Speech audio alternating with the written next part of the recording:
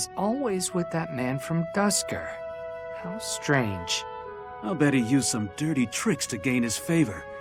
That's how those scoundrels from Dusker operate. What a pleasant conversation you seem to be having. May I join?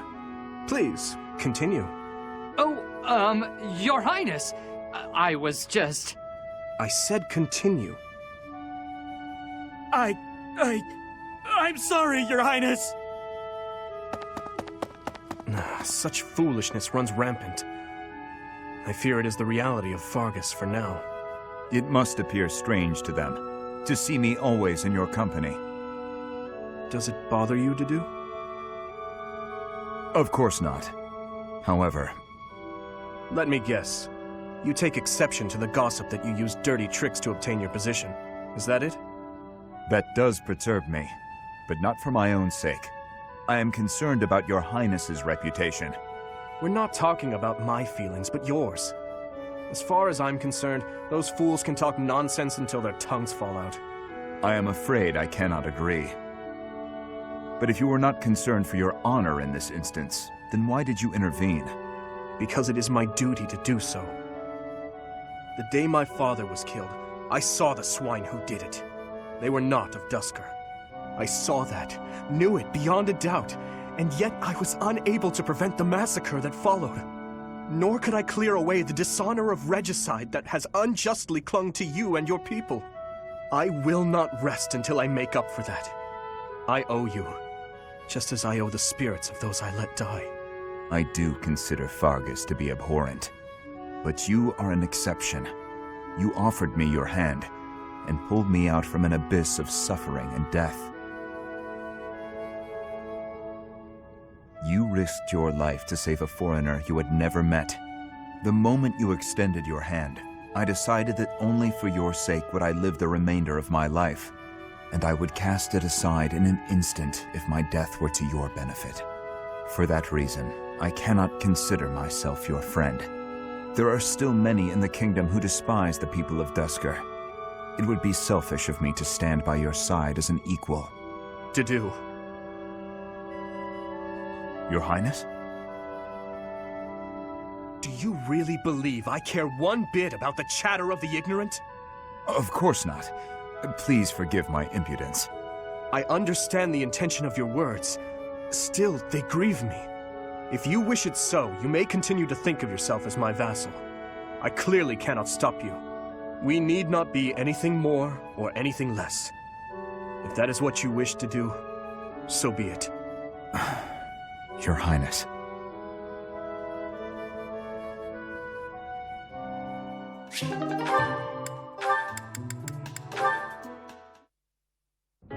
Your Highness, sorry, I mean Dimitri, would you, do you want to train together today?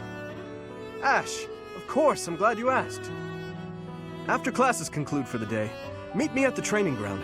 I'll be waiting. And afterward, let's plan on dinner. We'll certainly have worked up an appetite. Oh, yes, I suppose, I mean, sure, it'd be, that is, it would be my pleasure to dine with you. I mean, Ash. I'm sorry, Your Highness. I'm just no good at this. I'll do my best to improve. Are you still worrying over what I said to you before? I'm trying to do as you asked, but it's just completely against my nature. Trust me, I understand the urge to show respect where it is due. However, that is not the case here. Yes, I was brought up in a different family and raised in a different way, but otherwise, you and I are the same. That all makes sense, Your Highness. But I just can't bring myself to speak to you in such a casual way. Sure, when you get right down to it, royalty like you and common folk like me, we're all just people. But the common folk still rely on the nobility to keep the peace and to keep them safe. Commoners pay the price for that in taxes and respect. That's what Lenato says. I suppose I can understand that point of view. But the flaw in your logic is that I am not king just yet. But that's not all there is to it. I also respect you as a person. You carry the weight of the whole kingdom on your shoulders. You're a faultless warrior, and you're always so kind to your allies, even me. On all accounts, I can say the same of you. But you also have a strong heart. I can't say that about myself. No matter the circumstance, you are never drawn toward darkness.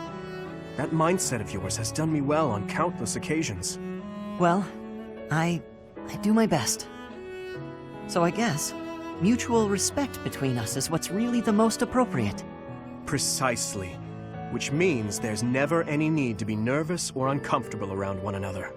It seems we may have circled back to where we started with this conversation, but let's at least agree that we both should learn to bend a bit. How's that sound? All right. Let's start from the beginning, then. Would you like to train with me today, Your Highness? Of course, Ash. Come at me with everything you've got.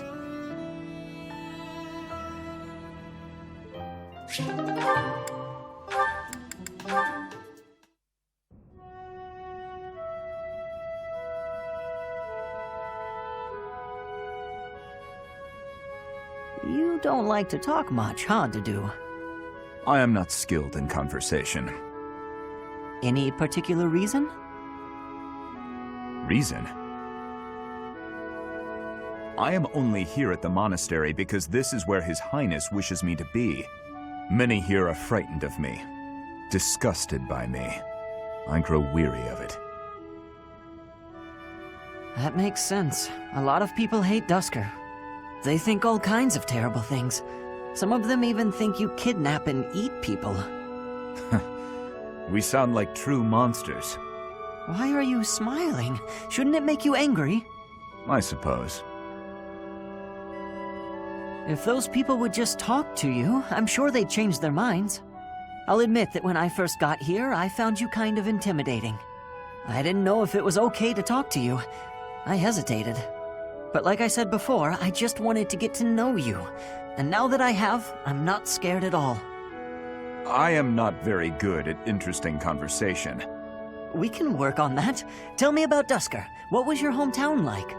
Calm. More forested than Fargus. Each town had a specialty. Smithing, fishing. You would be better off reading about it in a book. Okay, maybe you're right. But answer me one thing. You're a great cook and you learned at home. Why don't you make more Dusker-style food? As we have established, people hate Dusker. Food by itself may be harmless, but it is better not to sow seeds of discontent. Ah. But the cuisine of Dusker is delicious. I'd really like to try more of it. I am pleased to hear you say so.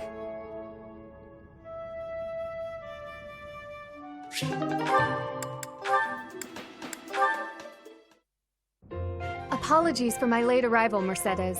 My duties ran long, as per usual. There's no need to apologize at all. Please, have a seat. We've met for tea so many times, but you never seem to get used to it, do you, Ingrid? Not entirely, no. I'm not accustomed to being treated so delicately. Anyway, what will we talk about today? I actually wanted to gripe about something that's been bothering me. You? Gripe? Now that's unusual. I'm happy to listen, of course. It's the least I can do after all the kindness you've shown me. Thank you. The one thing I really wanted to talk about is marriage. Oh? Yes. I received a letter from my adoptive father about marriage discussions with a noble family. And will you accept? That's the problem. No matter what I decide, I'll probably be married off anyway. What I really want to do is help those in need. But I think it would be more difficult to do so if I married a nobleman. Understandably so. Sounds to me like you need a strategy to silence your father. Sorry? To silence him? Don't you agree? It seems the best course of action would be to consider severing all ties with the family and running away. We don't need to go that far. I'm sorry, I really just needed to let that out. I don't need you to worry about solving my problems. Oh, okay. It's just a bit personal for me, actually. My own father has brought countless marriage proposals to my attention. He always was obsessed with me carrying on the family bloodline. At a very young age, my hand had already been promised to someone in marriage. But Glenn died young.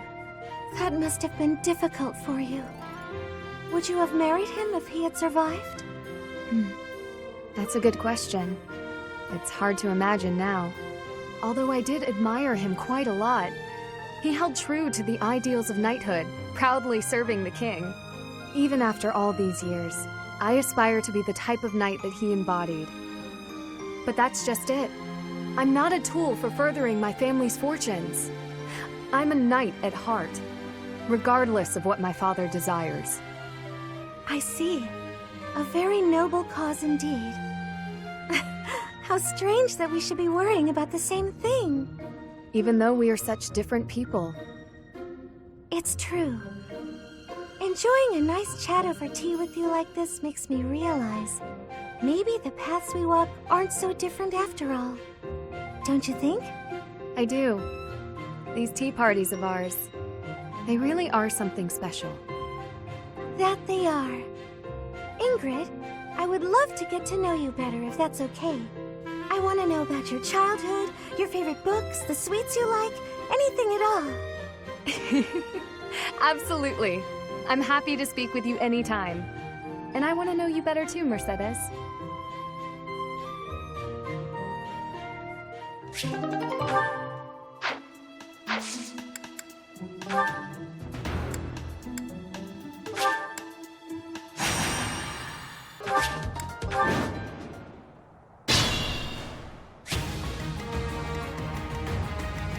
I'll cut through. Stay focused.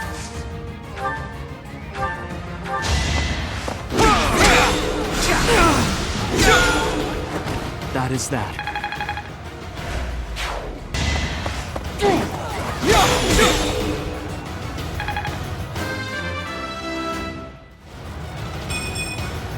I'm not setting a very good example.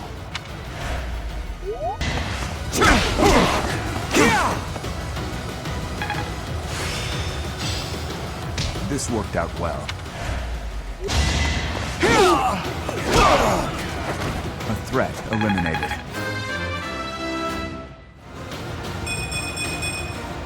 I suppose I've improved.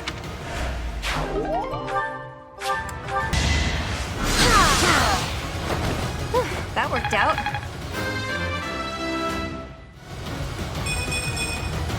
A change for the better.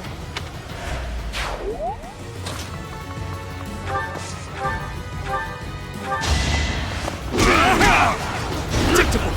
It's over. That is that. Impressive. Thanks.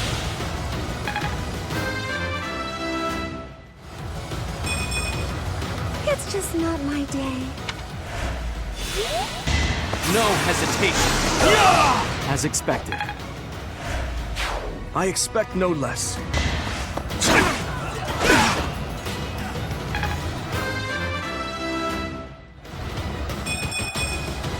I'm getting stronger. I can feel it. Not gonna lose! What's done is done. Your support is appreciated. My thanks. I'm getting much better. You didn't give it your all.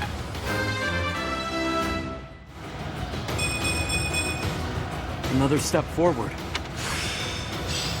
It seems I've exhausted this topic.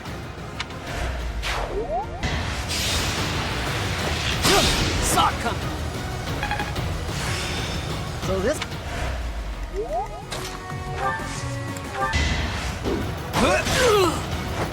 That went as expected.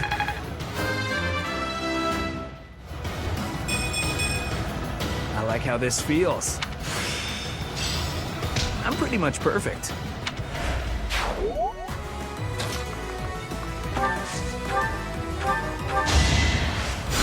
Thanks. I'm starting starting to get it. I had no choice.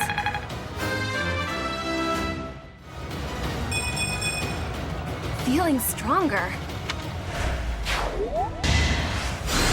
Thank you.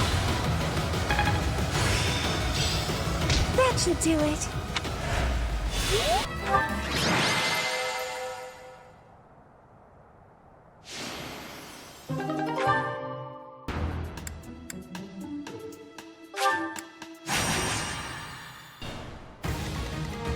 Stay focused.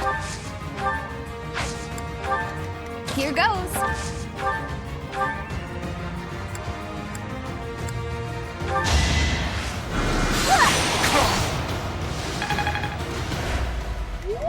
Here we go. Ready when you are. I'll give it my all.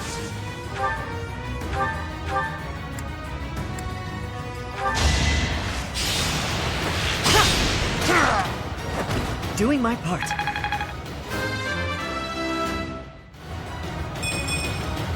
Is this a joke? Let's see you dodge this! Is that all?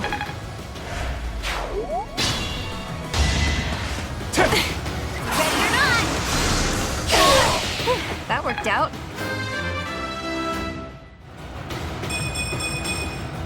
Everyone will be so pleased. Too easy.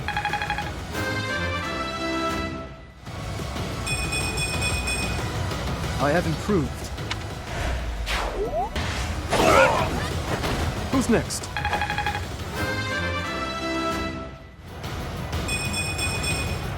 I'm getting stronger. I can feel it. You saved me.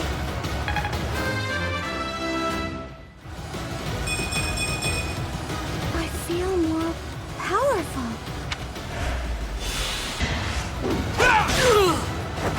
Is that all?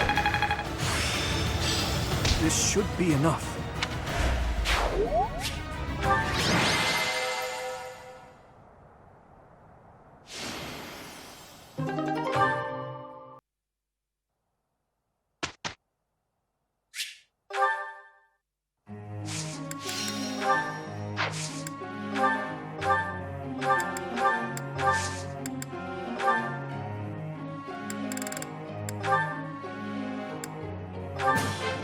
That was challenging.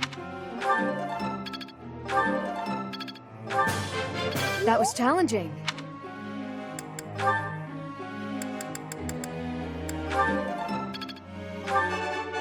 Thank you, Professor. I couldn't have done it without you. I'm sure I'll get it again next time. Yes, very good. Now I feel like I'm getting somewhere.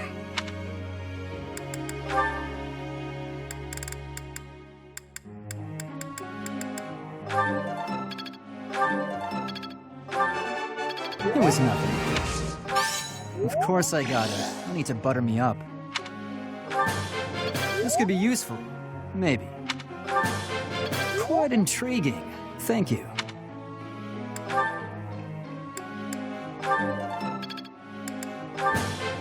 I have deepened my understanding. I appreciate your efforts.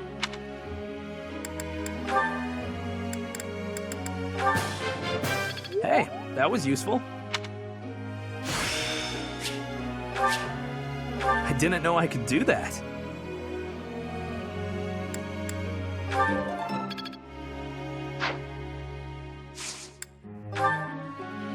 Professor.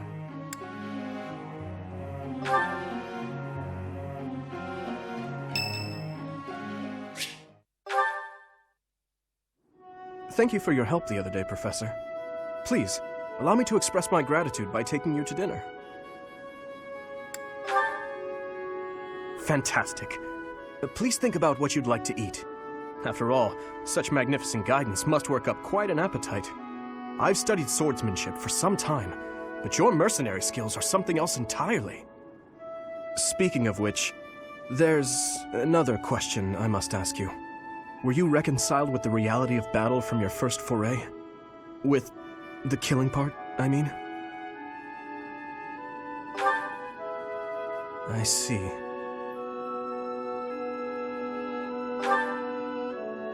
No. I do not carry that burden well. I doubt that will change, no matter how many years come and go. The first time I led on the battlefield, I was sent to quell a rebellion in the west. It was not a difficult fight. The enemy was not well trained, and their morale was low. A swing of the lance, and your opponent falls. A flash of your blade, and a path opens up. That's the sort of battle it was. Easy, right? The noble family from that area sought to seize the throne after my father's untimely death.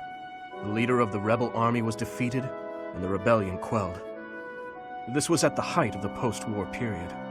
I recall coming across a dead soldier's body. He was clutching a locket, and inside was a lock of golden hair. I don't know to whom it belonged. His wife? His daughter? Mother? Lover? I'll never know. He was a soldier, an enemy, someone we had cut down without hesitation. But in that moment, I realized he was also a real person, just like the rest of us. Of course, we cannot stand idly by and allow anyone to commit senseless acts of violence. Yet, in dispensing what we call justice, we take the lives of cherished family members, beloved friends. Killing is part of the job, but even so, there are times when I'm chilled to the bone by the depravity of my own actions.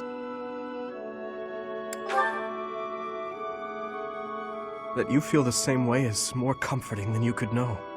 Professor, may I speak freely?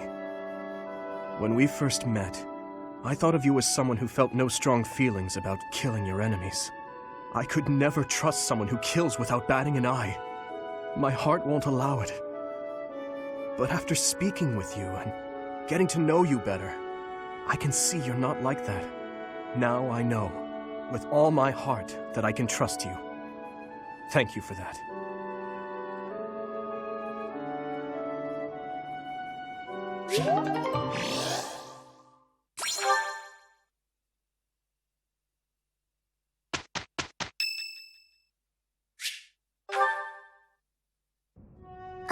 Professor?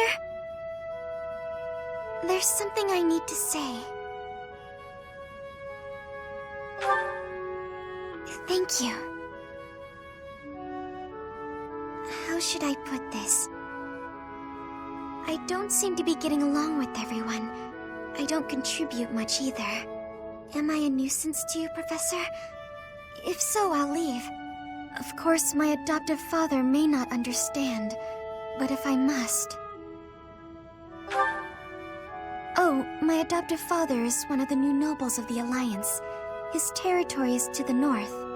He was a distant relative who took me in after my parents vanished. He's blessed with great drive and ambition. Some may go so far as to call it avarice. He wishes to marry me off to a powerful noble. That's why he sent me to the academy. If I left now, I'm sure he'd have a strong opinion about it. Sorry. I strayed away from the topic. I'm not good at telling stories either. Good. I'm glad. So, as I was saying, are you sure I'm not bothering you, Professor? But, what I'm trying to say is, you should keep your distance. I'm more trouble than I'm worth. You only say that because you don't know the real me. I'm sorry, I have to go.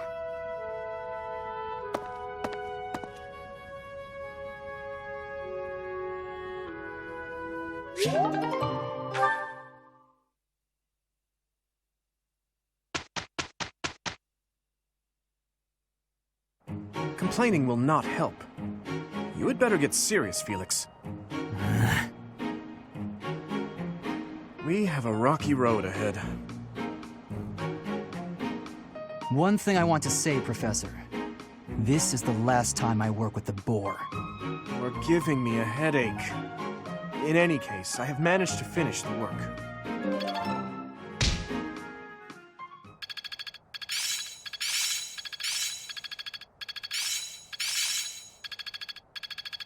I've deepened my understanding. Well, that worked out. I'm getting much better. Haha, I'm starting to get it.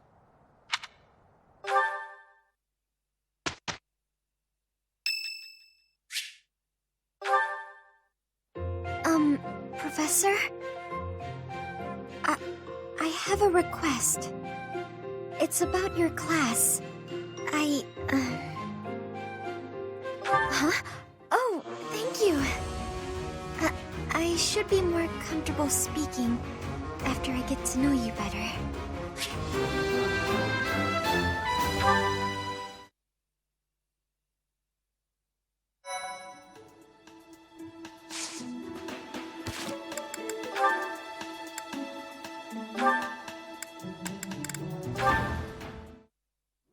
Are you injured? Didu, saving the day again? Apologies. I'm the one who owes you an apology. You've saved my life how many times now? If I keep being so callous, I'll seem ungrateful. No matter. But I'm accustomed to it. I'm sorry, Didu. Why? Because the way I speak to you is unnecessarily harsh. The truth of it is, I lost someone very dear to me in Duscur. The punishment came swift to your people, and when I heard of the slaughters, well, I thought it was a punishment well earned. I thought the people cruel and heartless, deserving of the tragedy that ultimately befell them. But you're different. You seem nothing like the people of whom I speak. So why not speak back against how I and so many others feel? Why not question this unfair prejudice and tell me I haven't the right to hold a grudge against you? If you just speak to me, if you tell me the truth about all of this. I do not know the truth of it myself. His Highness says the tragedy was not the fault of my people. But just like anywhere, there were many different people in Duscur, some very good, and others very bad. It is not unimaginable that some may have conspired to take part in that wickedness. Perhaps we are merely victims, or perhaps we are regicidal monsters. Whatever the truth of it is, you are not to blame. The people I hate are the ones who were responsible for that whole mess. You just got caught up in all of it. Ingrid. You've rushed to my side. You've saved me countless times. I am sorry for how I've treated you. Truly. If you think of me as your ally, that will suffice. For me, that is enough.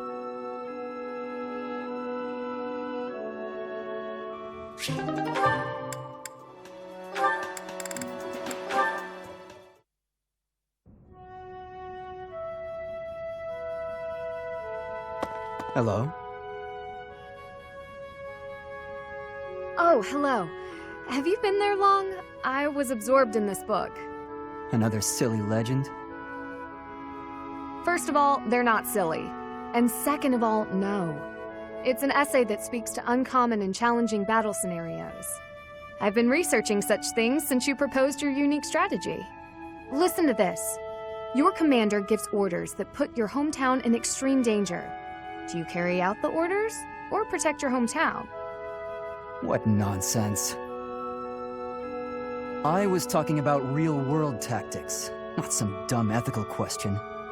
Whatever your personal feelings on the matter, I see similarities between such tactics and these dumb ethical questions. I haven't read beyond this one, but I think the obvious answer is to follow your commander. The duty and pride of being a knight demand that you follow orders, regardless of your own feelings. But if I were put in such a position, I don't know how I'd fare. In fact, were someone to carry out those orders, I know that I'd attempt to stop them. Stop bothering with all this. You're not meant to be a knight. Go find a husband. Excuse me? You heard me. I know you hate the ideals of chivalry and pride. So much so, you prefer to escape your duty as your family's heir. You have no right to criticize me for my ideals. Perhaps not. At least I know not to heedlessly obey orders. I know not to romanticize blind obedience. My brother taught me to think for myself. Don't you dare bring Glenn into this. You're right. Forget it.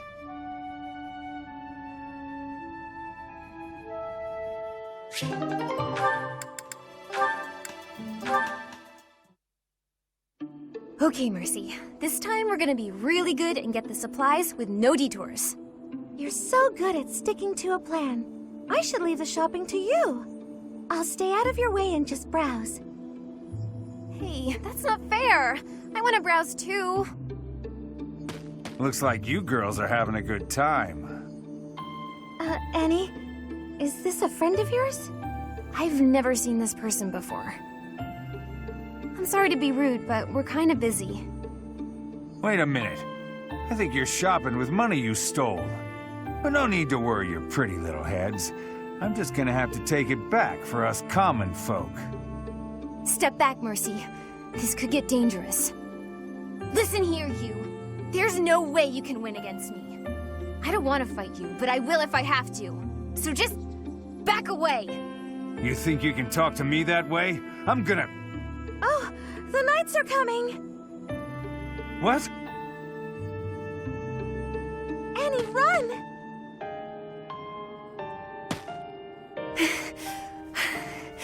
This is far enough. We should be safe. I hope so. But what were you thinking? That sort of behavior isn't like you at all. I thought you were in danger, Mercy.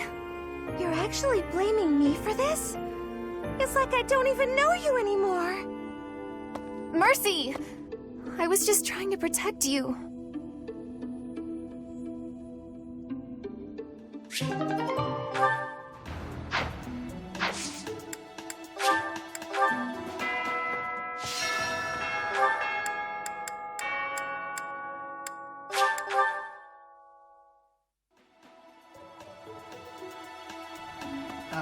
What brings you here? I'm taking a break. Is this about Flane? You find me suspicious. True. Your point being? I understand that I don't fit in among the Knights of Seiros, but that hardly links me to Flane's disappearance. Working hard, aren't you? I'll admit, I'm impressed. I can assist with any tasks or help with your students. On it. I'm available anytime I'm not on a mission with the Knights.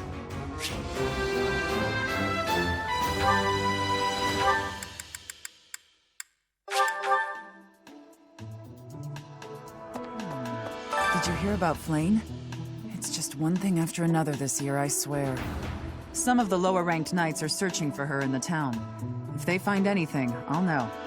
What? Yuritsa?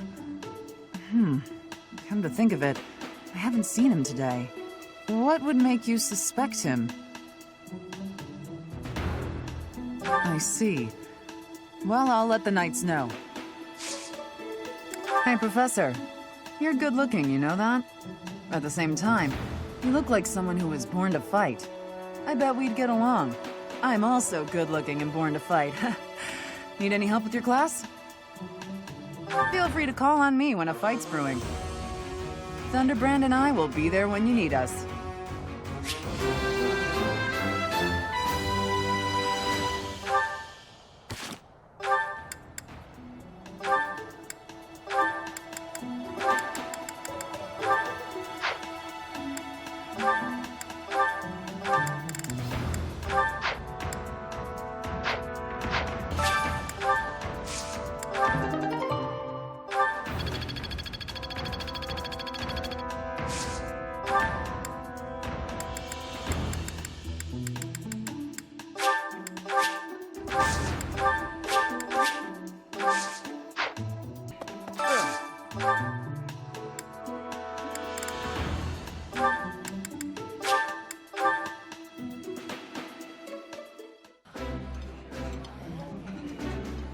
this dish.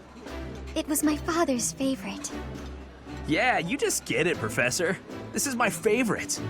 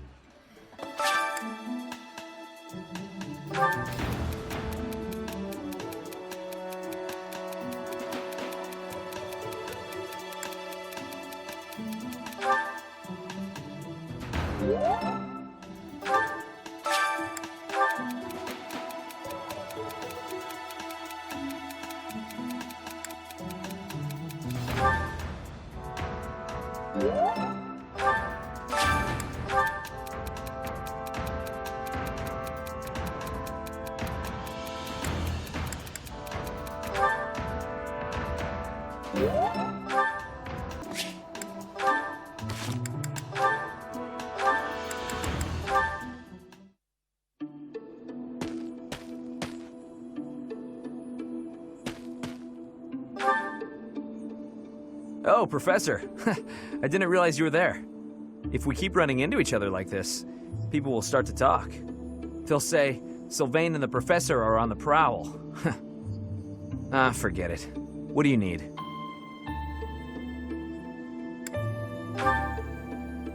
Well, you're not wrong. I fell for that girl recently, but I just wanted to have some fun and leave it at that. So, I told her we should break it off. I guess she was feeling a little more serious than I was. She started crying, and everything got a bit complicated. Come on, Professor. Playing around with girls is the most fun a guy can have. Besides, I don't care what you think of me. I don't intend to change how I live my life. I'm a good-for-nothing, if you haven't noticed. But I'm still a noble with a crest. That's all anyone cares about. It's best to avoid getting too serious with fools like that. It only leads to trouble. I'm gonna be forced into an arranged marriage with some random noble woman anyway. By the way, Professor, you didn't know you had a crest, did you? I see. I suppose a mercenary wouldn't be concerned with such things. Most children who are born to noble families are tested upon birth to see if they bear one. Even descendants of the 10 elites, like myself, can't be legitimate heirs without a crest. That means as children, we're only accepted if we're born with one. The heads of most noble houses keep having kids until they get one with a crest. Those children then grow up to be heads of their houses, and the vicious cycle continues. Do you get it now?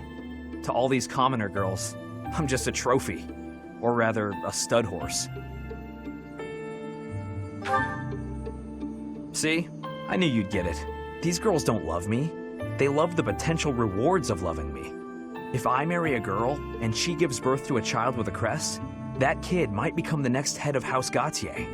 But nowadays, with the bloodlines getting weaker, there are a lot of kids like my brother, born with no hope. For ages now, those of us with crests have been envied and desired, but never for who we are. I understand the value of my blood. Believe me, I hate how much I understand it. I know better than to dream of being free from this burden. I'm used to it by now. I used to think I didn't have the right to live freely.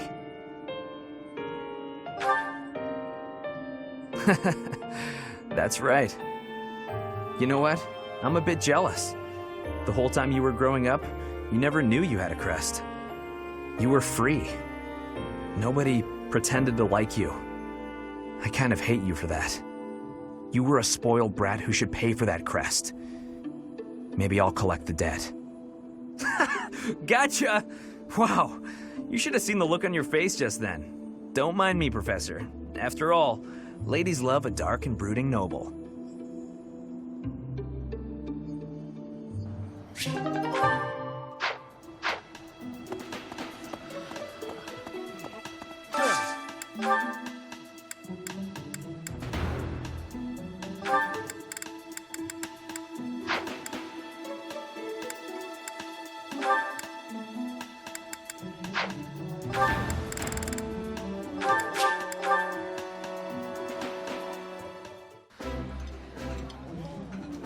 There's more food than I can eat.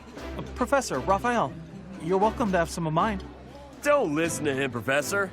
Ignatz gets all dizzy if he doesn't eat enough.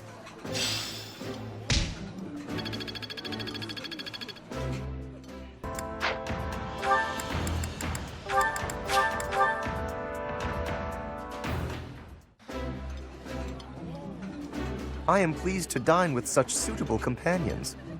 Is there such a thing as an unsuitable dinner companion?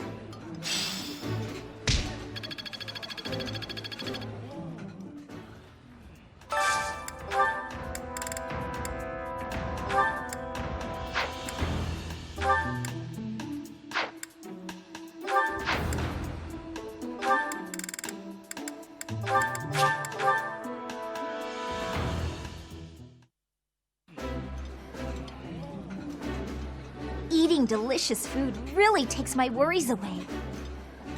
That looks delicious. Goddess forgive me, I've just got to indulge.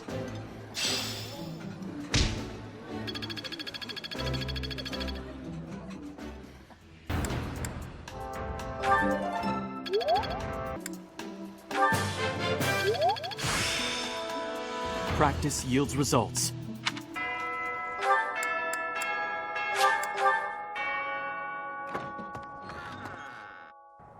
Professor. Hey, Professor. What are you doing daydreaming in a place like this? It's lucky. As spacey as you are, you're always reliable in a pinch. Not as much as you. It's hard to tell what's going on in that skull of yours. Your expression is always blank. Come on, smile. I was just playing around. Don't get mad. By the way, in the next battle, may I focus on logistical support? Off the battlefield, there's no use having a weakling like me in the middle of the action, and it would bring down morale if I were killed. Have you even seen me, Professor? Look at these noodly little arms! I should be cheering everyone on from the sidelines.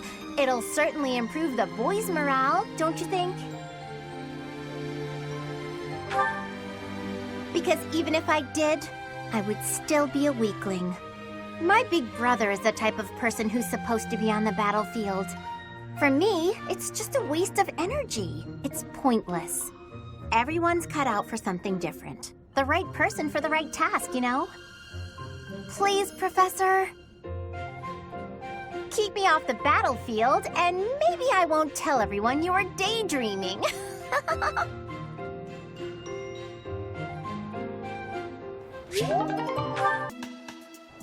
Professor. Professor, thank you for helping me with my training.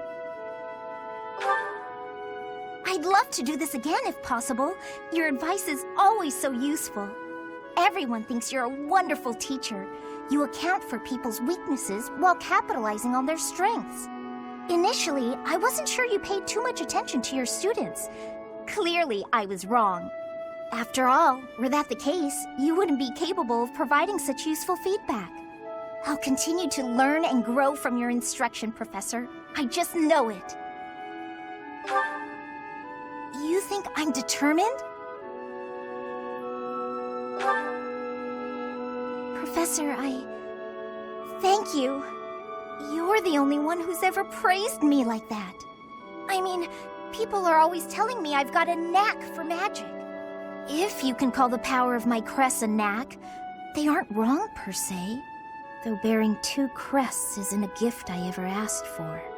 Anyhow, I've made a point to work harder than most and not rely too heavily on the power they bestow. So I find it frustrating that the only praise I seem to receive is directly related to that power. If you've noticed how hard I work, then, well, it makes me very happy. Well, you see, it is because I am the only child of House Ordelia. I must do all I can for my family name. I'm determined to someday be of real value to them, and that day must come soon. I can't waste any time. I don't have much of it left. Anyway, I should be going. Thank you again for your help.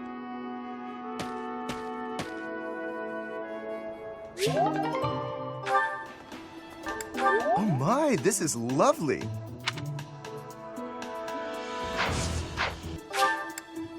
Well, this is simply delightful.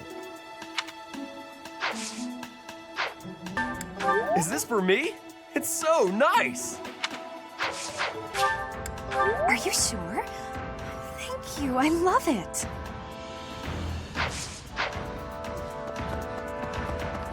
Plain Shamir before This is giving me great joy.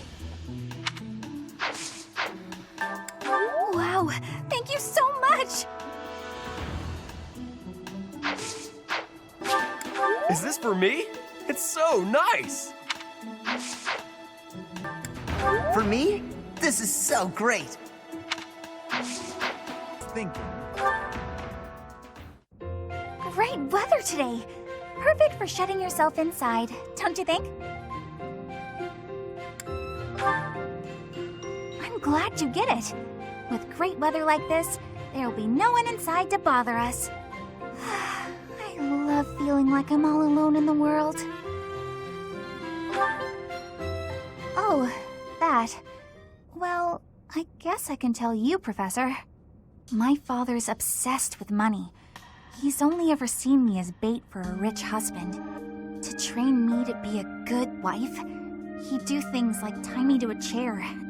I tried hard to do as he asked. Honestly, I did. But before I knew it, I just couldn't bring myself to leave my room anymore. I just had this overwhelming feeling of fear all the time. No matter how hard I tried, my father never thought I was good enough. After that, it was just constant scolding. He couldn't say 2 words to me without mentioning how useless I was. An unmarriageable girl. My life was isolated, to say the least. I wasn't allowed to play with other kids, let alone make friends. Soon, I stopped wanting that. I was happiest alone, but even that made him mad. And when he tried to drag me outside, I kicked and screamed so much, I seriously hurt myself. He's calmed down a bit in recent years. His constant torment was replaced with complete indifference. He mostly acts like I don't exist now. If you can believe it, I was basically kidnapped. My mother ordered an attendant to stuff me in a bag while I was sleeping. By the time I figured out what was going on, I was already here. For a while, I was sure I was going to die. But here I am. Look at me, still breathing. I'm sorry. I didn't mean to get you down talking like that about my past. Just forget everything I told you. There's no point in talking about myself anyway. Idiot! Oh, this is why everyone hates you, Bernie!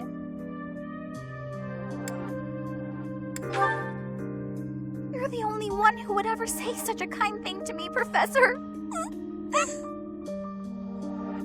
I'm sorry. Please don't look at me.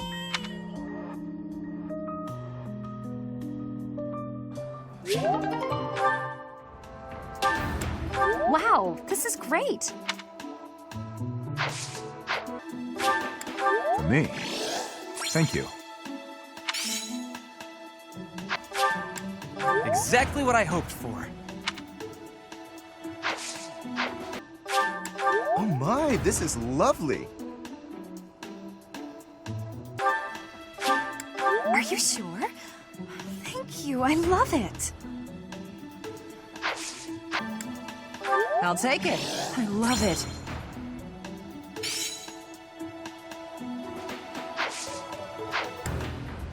I appreciate this. This is giving me great joy. Oh, I adore this. Thank you so much, Professor.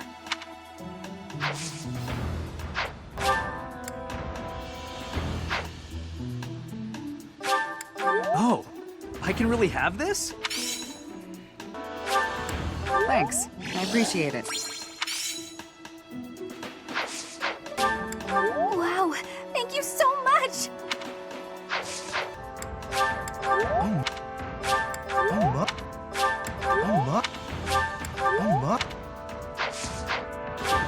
Wow, I can have this? Professor. I wonder why. Why does Lady Rhea give you special treatment?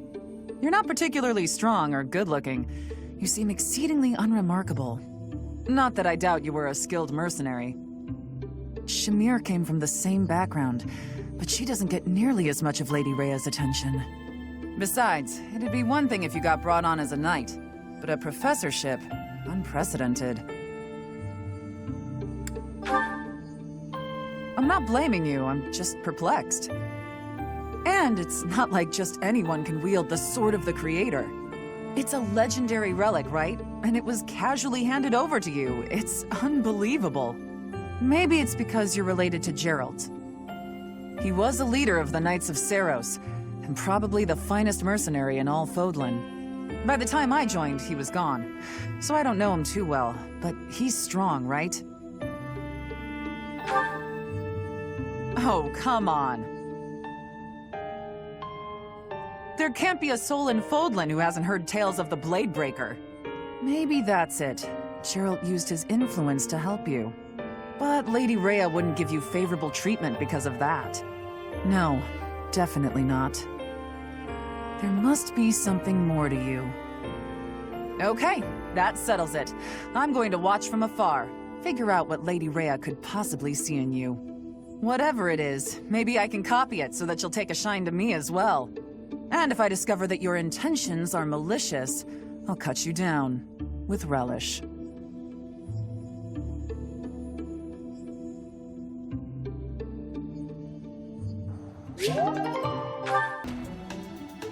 Professor. Professor, have you been looking for me again? I am very busy, you know. I must insist that disruptions for light-hearted chats of this kind be kept to a minimum. What did I tell you about falling victim to such salacious and slanderous rumors? As I've told you, there is obviously a conspiracy against me. There is no manner in which I could possibly be considered bothersome. Professor, I assure you, you have been deceived. My adversary has poisoned the hearts of these ladies against me. The plot goes deeper than I thought. All right, let's not get carried away. Please understand, Professor. I am not some scoundrel out for conquest. I am attempting to fulfill my duty as heir of House Gloucester. It is my responsibility to continue our noble line by finding a suitable lady to be my wife. It is a rigorous process. My family has the very highest standards for appearance, grace, temperament, and pedigree. Typically, yes, even if others are sometimes critical of that notion. For the nobility, marriage is not merely a union of individuals, it is also a union of families. It would not benefit House Gloucester to be tied to a family of powerless commoners, would it? To achieve supremacy, it is necessary for my line to be tied to that of an influential family. That is the best path to peace and prosperity for all of Fodlan. So as you can see, the fate of the whole world rests upon my shoulders. It is nothing out of the ordinary. Those of us with noble blood are born to this duty, you know.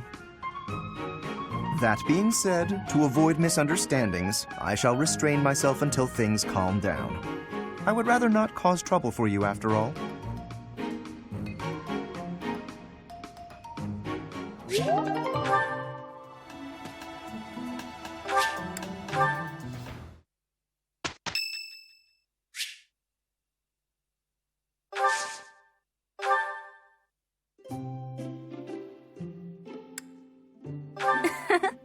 Isn't it nice, taking a moment to relax? You're very thoughtful, Professor. So much better than those nobles around here. Why, thank you so so much. What a happy little moment. Yeah.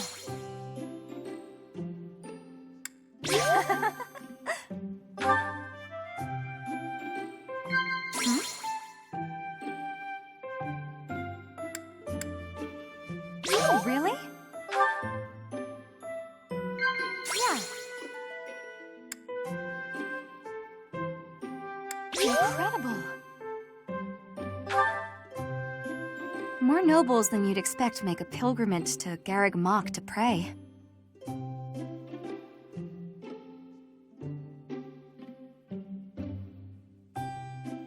Yeah.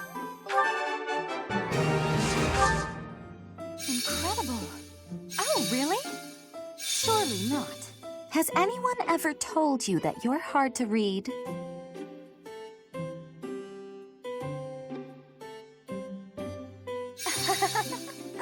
Incredible. How about it? Everyone here's an heir or an heiress, but not me. I'm just a commoner.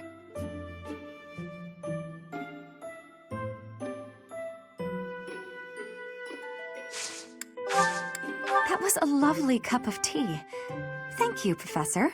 Please call me again.